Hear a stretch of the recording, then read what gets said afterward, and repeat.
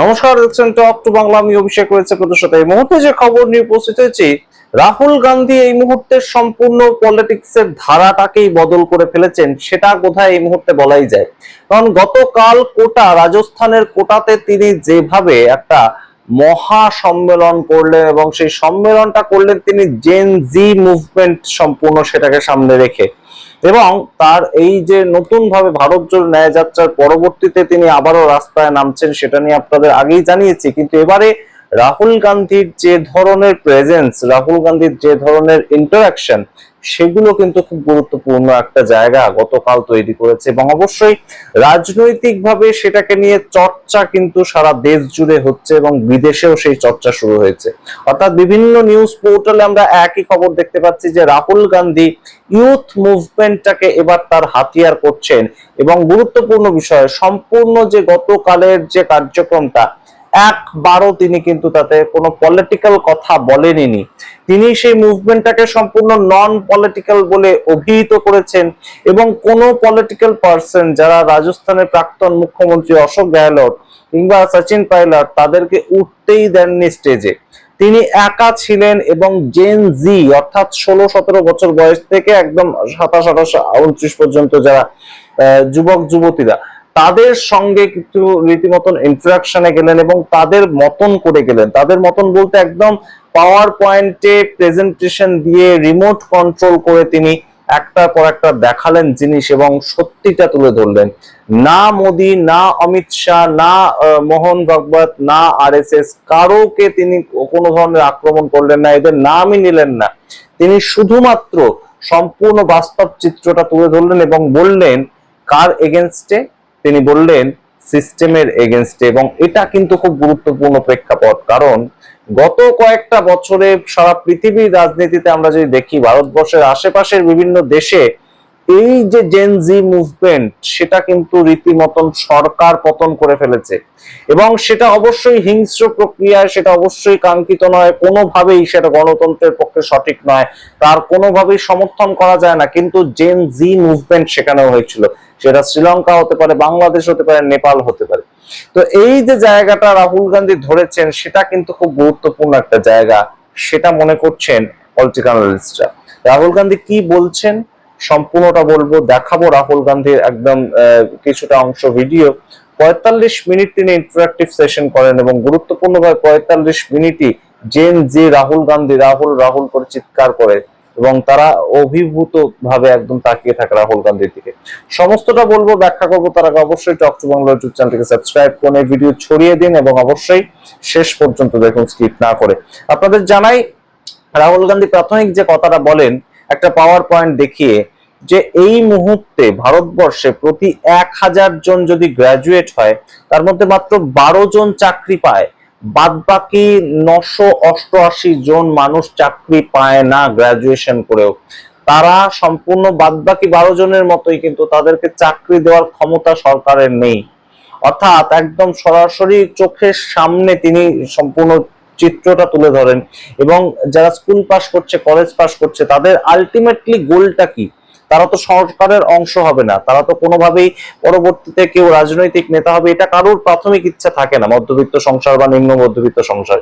তো সেই জায়গা থেকে তাদের ইচ্ছেটা কি? তারা একটা চাকরি করবে, তারা সেটেল করবে, তারা পরবর্তী জীবন কাটাবে। তো সেই জায়গা থেকেই রাহুল গান্ধী চোখে আঙ্গুল দিয়ে দেখিয়ে দিচ্ছে যে আপনাদের পরবর্তী ভবিষ্যৎ এই সিস্টেমের জন্য কোথাও কিন্তু গিয়ে প্রশ্ন চিহ্নের মুখে দাঁড়াচ্ছে। रोजगार की रियलिटी क्या है ये देखिए।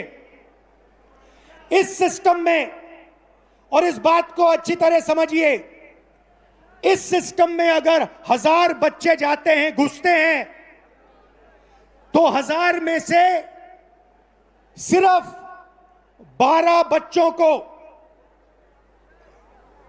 अच्छी तरह सुनिए, 1000 बच्चों में से सिर्फ 12 बच्चों को रोजगार, सैलरीड रोजगार मिलता है। 1000 में से 12 मतलब इस भीड़ में 36 लोगों को, सिर्फ 36 लोगों को परमानेंट जॉब मिलेगा। এবং তার যে বক্তব্যটা খুব গুরুত্বপূর্ণ জায়গায় এসে থামছে, রাহুল গান্ধী এই মুহূর্তে এই মুভমেন্ট গুলো কেন করছেন, এই মুভমেন্ট গুলো করছেন বলতে তিনি পরপর তার শিডিউল রয়েছে। এটা তিনি শুরু করলেন পাটনার থেকে, এটা তিনি শুরু করলেন কোটার থেকে, যদিও কোটাতে বিভিন্ন ধরনের আমরা দেখতে পেয়েছি তাকে আটকানোর চেষ্টা করা হয়েছে। একদম ওম বিড়লা সেখানকার কোটার এমপি, তো সেই জায়গা থেকে রাহুল গান্ধীর পোস্টার রাস্তা থেকে নামিয়ে দেওয়া হয়েছে। আমরা এই ধরনের অভিযোগও আপনাদের সামনে রেখেছি বিভিন্ন সময়। কিন্তু অবশ্যই তার পরবর্তীতেও যে ধরনের মুভমেন্ট হলো সেই মুভমেন্টটা কিন্তু গুরুত্বপূর্ণ। তার কারণ রাহুল গান্ধী বলছেন যে এই যে একটা জায়গা তৈরি হচ্ছে, একদম মানুষজন পরীক্ষা দিচ্ছেন কিন্তু পরীক্ষার রেজাল্ট একদম বেরোচ্ছে না। সিবিএসসির ক্ষেত্রে যেভাবে ঘটনাটা ঘটলো এবং এসএসসি জিডি উত্তরপ্রদেশ বিহারে যেভাবে ক্যান্সেল হয়ে গেল, সেই বিষয়গুলোকে একদম অ্যাড্রেস করেছেন রাহুল গান্ধী। এবং সবচেয়ে গুরুত্বপূর্ণ, সামনেই আবারও নিট পেপার পরীক্ষা আসছে 21 তারিখ, তো তার আগে দাঁড়িয়ে এত পরিমাণ মানুষ সেখানে উপস্থিত হওয়া, সেটা কিন্তু গুরুত্বপূর্ণ একটা ইঙ্গিত করে যে কোথাও গিয়ে রাহুল গান্ধীর পপুলারিটি যুব সমাজের মধ্যে অত্যন্ত বাড়ছে। এবং শুধু সেই কোটাতেই তার যে প্রথম র্যালিটা হলো সেখানেই শেষ নয়, তার পরবর্তী প্রয়াগরাজ 10ই জুলাই, পাটনা 11ই জুলাই, দিল্লি 14ই জুলাই, প্রত্যেকটা জায়গায় গুরুত্বপূর্ণ। কারণ প্রয়াগরাজ উত্তরপ্রদেশে কয়েকদিন আগে পর পর পরীক্ষা ক্যান্সেল হয়েছে, লেখপাল পরীক্ষা ক্যান্সেল হয়েছে, ডিএসপি পরীক্ষা ক্যান্সেল হয়েছে, কনস্টেবলদের পরীক্ষা তার পেপার লিক হয়ে গিয়েছে তাই ক্যান্সেল হয়ে গেছে। এটা যেমন একটা জায়গা, ঠিক তেমন ভাবেই পাটনার ক্ষেত্রে আপনাদের মনে থাকবে যে খান স্যার এখনো পর্যন্ত জেলে তাকে ধরে নিয়ে যাওয়া হয়েছে। খান স্যার হচ্ছেন অত্যন্ত গুরুত্বপূর্ণ একজন টিচার, তিনি ইউটিউবে পড়ান, ইউটিউবার হিসেবে প্রখ্যাত। এবং তার সঙ্গে দিল্লির যন্তর মন্তরে আপনারা জানেন যে ককরোচ জনতা পার্টি বারংবার যেভাবে আন্দোলন গড়ে তোলার চেষ্টা করছে, আবার 20 তারিখ আন্দোলন রয়েছে, সেখানে রাহুল গান্ধীর এই আন্দোলন দেশের বিরোধী দল নেতা হিসেবে অবশ্যই গুরুত্বপূর্ণ একটা ছাপ কিন্তু ফেলতে চলেছে। তাই সরকারকে এই মুহূর্তে কিন্তু একটু বুঝে শুনে বোধহয় কোথাও গিয়ে হ্যান্ডেল করা দরকার। এবং আপনাদের জানিয়ে রাখি যে রাহুল গান্ধী কিন্তু এই যে সামগ্রিক প্রেক্ষাপটটা তৈরি করেছেন সেটা কিন্তু তার অত্যন্ত ভেবে চিন্তে নেওয়া একটা ডিসিশন। অর্থাৎ রাহুল গান্ধী 2024 সালে তার পরবর্তী সময় থেকে দেখতে পেয়েছেন যে বিজেপির বিরুদ্ধে লড়াই করবার জন্য সাধারণ মানুষ তার থেকে ভালো কোনো ধরনের কোনো ওয়েপন হতে পারে না। অর্থাৎ কোথাও গিয়ে প্রত্যেকটা পার্টি, প্রত্যেকটা জায়গায়, প্রত্যেকটা রাজ্যে যতগুলো ভোট হয়েছে সেখানে বিভিন্ন বিতর্ক তৈরি হয়েছে এবং রাহুল গান্ধী দেখেছেন যে কোনো জায়গাতেই তিনি পার্টির সঙ্গে যুক্ত হয়ে পার্টির সঙ্গে সাহায্য করে তিনি জিততে পারছেন না। সেটা মহারাষ্ট্র হতে পারে, হরিয়ানা হতে পারে, দিল্লি হতে পারে, বিহার হতে পারে, পশ্চিমবঙ্গ হতে পারে, কোনো জায়গাতেই ভারতীয় জনতা পার্টিকে হারানো যাচ্ছে না।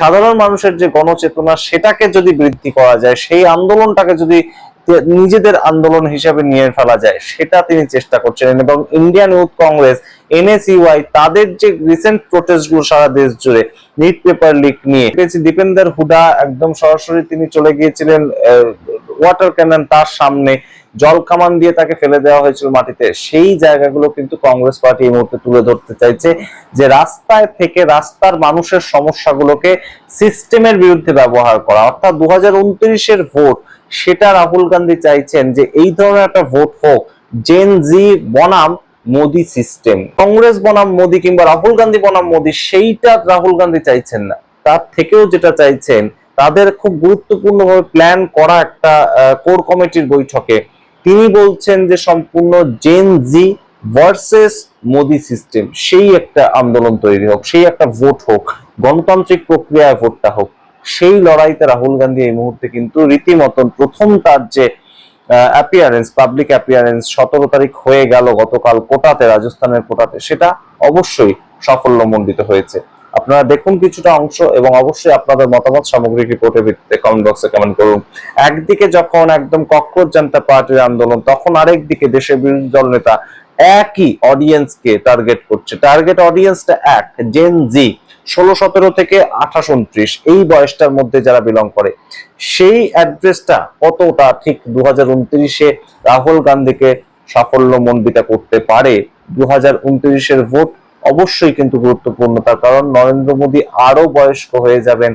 তার মুখ দেখিয়ে ভারতীয় জনতা পার্টি ভোটটাকে আদৌ করবে, নাকি তার মধ্যে অন্য কোনো ধরনের মুখ চলে আসবে এবং যেখানে ভারতীয় জনতা পার্টি হয়তো একটু দুর্বল হয়ে যেতে পারে। আপনারা কি মনে করেন অবশ্যই কমেন্ট বক্সে কমেন্ট করে দেখতে থাকুন। টক টু বাংলা অবশ্যই টক টু বাংলা ইউটিউব চ্যানেলকে সাবস্ক্রাইব করতে ভুলবেন না। ধন্যবাদ। अच्छी तरह सुनिए, 1000 बच्चों में से सिर्फ 12 बच्चों को रोजगार, सैलरीड रोजगार मिलता है। 1000 में से 12 मतलब इस भीड़ में 36 लोगों को, सिर्फ 36 लोगों को परमानेंट जॉब मिलेगा।